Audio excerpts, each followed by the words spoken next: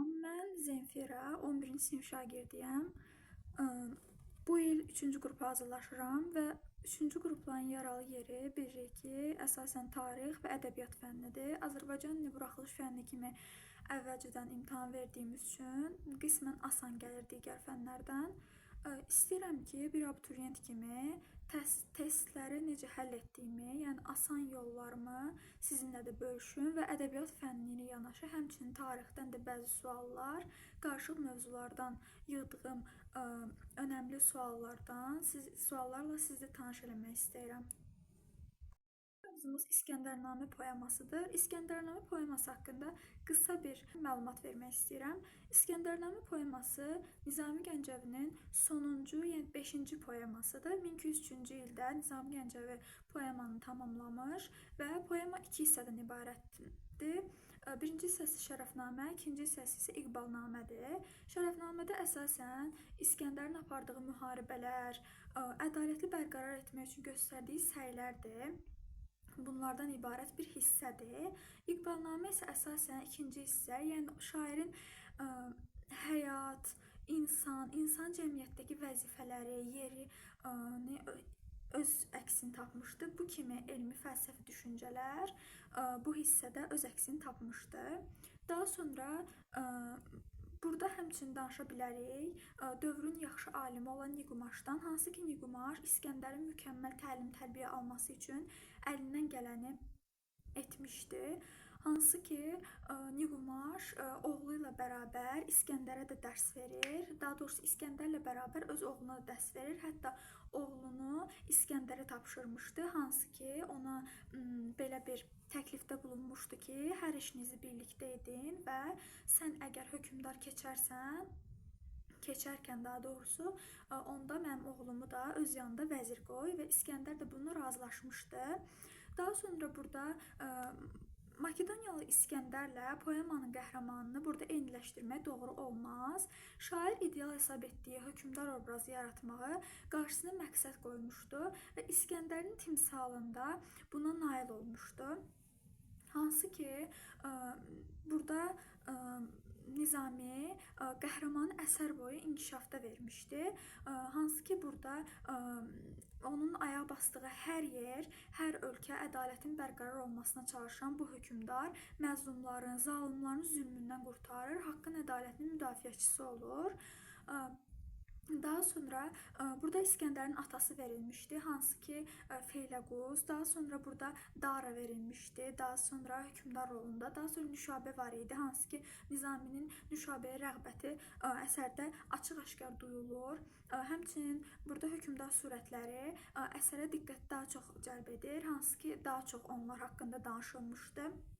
Şairin hökmdarları ünvanladığı fikirlərin geniş ifadəsi burada var idi həmçinin. Bu qədər.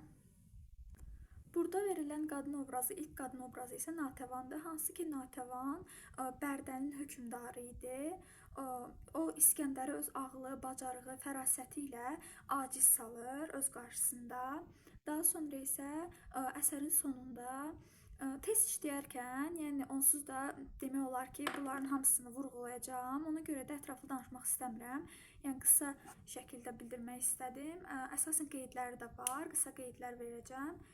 Yəni bu qədər. Burada bir də Feyləquzdan əlavə Dara da var idi, hansı ki Dara İran şahı idi. Öz əməlləri ilə ölkəsində dözülməz vəziyyət yaratmışdı. Xalqın taleyini şərəfsiz adamlara tapşırmışdı. Ağıllı insanlara qənim kəsilmişdi.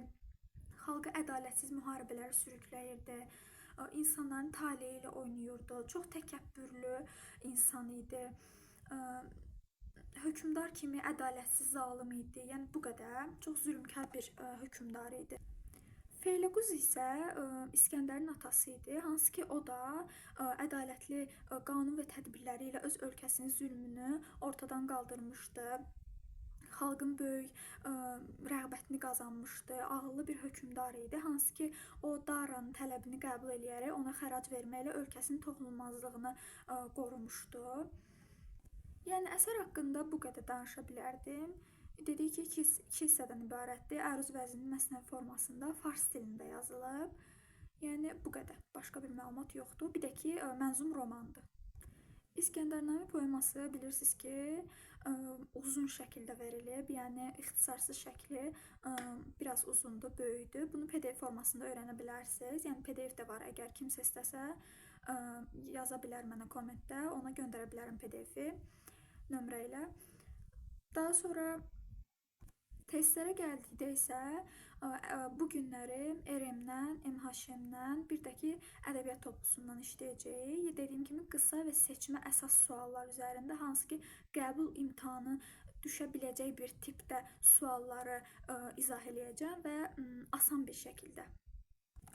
Beləliklə başlayırıq İskəndərnamə poemasının toplu 2025 test toplusu, DİM-in tərtib etdiyi test toplusundan izahları verməyə. Bir şey qeyd etməyi unutmuşam ki, deyəcəksiniz ki, niyə görə Nizami Gəncəvinin məhz İskəndərnamə poemasından başladın? Əvvəl dediyim kimi, İskəndərnamə poeması böyük olduğu üçün, mənzum roman olduğu üçün, geniş şəkildə verildiyi üçün bundan başlamaq istədim. Digər mövzuları istəyirsinizsə, onların da izahını çəkib ata bilərəm. Lakin Nizami Gəncəvinin burada az sual verilib Nizami Gəncəvidə, topluda deyirəm. RM-lə MHM-də çox sual var ümumi. Burada Nizami Gəncəvin ümumi az sual verilib. Cəmsi 38 sual var. Ona görə ki, yəni digər əsərlər çox düşmür də, yəni onun digər əsərlərindən çox düşmür. Əsas İskəndərnamədir ki, hər il qəbula düşür və çox vacib əsərlərdən, daha doğrusu poemadır. Deməli, bu qədər. Yəni Nizami Gəncəvin həmçinin burada bilirik ki, şairlərin həyatı düşmür. Yəni yaradıcılıqdan bir-iki sual düşür qəbula, amma həyatı ümumiyyətlə düşmür. Şairlərin həyatı düşmür. Başlayırıq birinci sualın izahından. Ekranı böldüm. Deyir ki, Nizaminin İskəndərnamə əsərindən götürülmüş bu parçada hansı şəhərin tərifi verilir? Söyüdlük çöllərə vermişdir zinət, ağ bağı elə bil həqiqi cənnət. Qırqovul yuvası hər sərv ağacı, oxuyur kəkliyi ötür turacı. Təbii ki də Bərdə şəhəri. Daha sonra ikinci sualda eynisidir. İkinci sualı etmirik. Burada da Bərdədir. Yəni oxumaq ehtiyacı yoxdur, yəni Bərdədən bəhs edilini bilirik. Deyir ki, İskəndərnamə poemasındakı Nüşabə obrazı haqqında fikirlərdən biri səhvdir.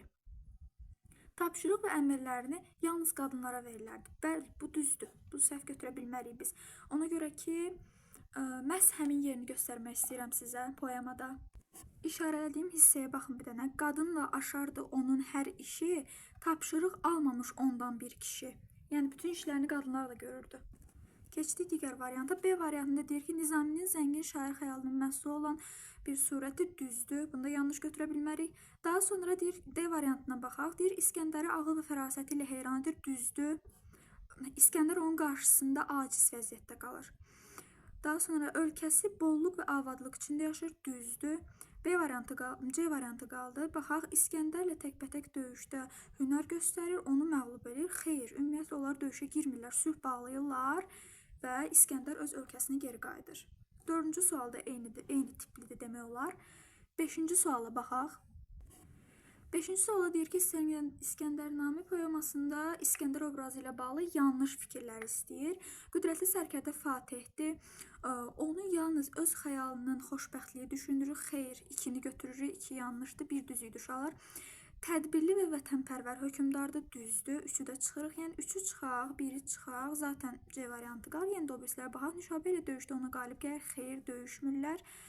Mükəmməl təlim tərbiyə almışdı, düzdür, 5-i çıxdı. Ağılın qüdrəti ilə Nüşabəyə qalib gəlir, xeyr, əksinə məğlub olur. Daha doğrusu məğlub olmur, yəni sadəcə aciz vəziyyətdə qalır, ona görə də C variantı.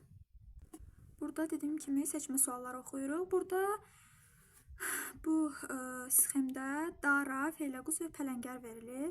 Bunlar haqqında ümumiyyətlə, yəni biz bu ikisi olsaydı yenə çox bir şey yaza bilərdi, yəni çox variant ola bilərdi, amma Feyləqus da burada olduğu üçün artıq yəni burada sadəcə deyirik ki, eyni əsrin hökmdar surətləridir. Yəni başqa variantlar heç oxumağa dəyməzlər uşaqlar.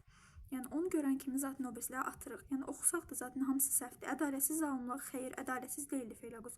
Xalqa ədalətsiz müharibələr, xeyr. Xalqın böyük rəğbətini qazanmayıblar, xeyr. Dara ilə Pələngər rəğbət qazanmayıb, Feyloquz qazanıb. Daha sonra ölkələrin azad və xoşbəxt yaşamasına nail olmuşlar. Xeyr, bunlar da xoşbəxt deyil də əhali. Ona görə də bu variantlarda çıxır. Daha samballı suallardan biri deyir ki, İskəndərnamə əsərindəki Nüşabə obrazı ilə bağlı klasteri tamamlayın. Ölkəsinin abadlığına, xalqının firavan yaşamasına nail oldu. Nüşabə. İskəndərin gəlişindən qorxuya düşmür qətiyyən.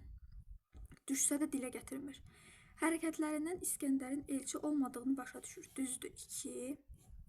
Bərdəyə gələn İskəndəri qarşılamaq üçün onun hüzuruna gedir. Xeyr, İskəndər gəlir.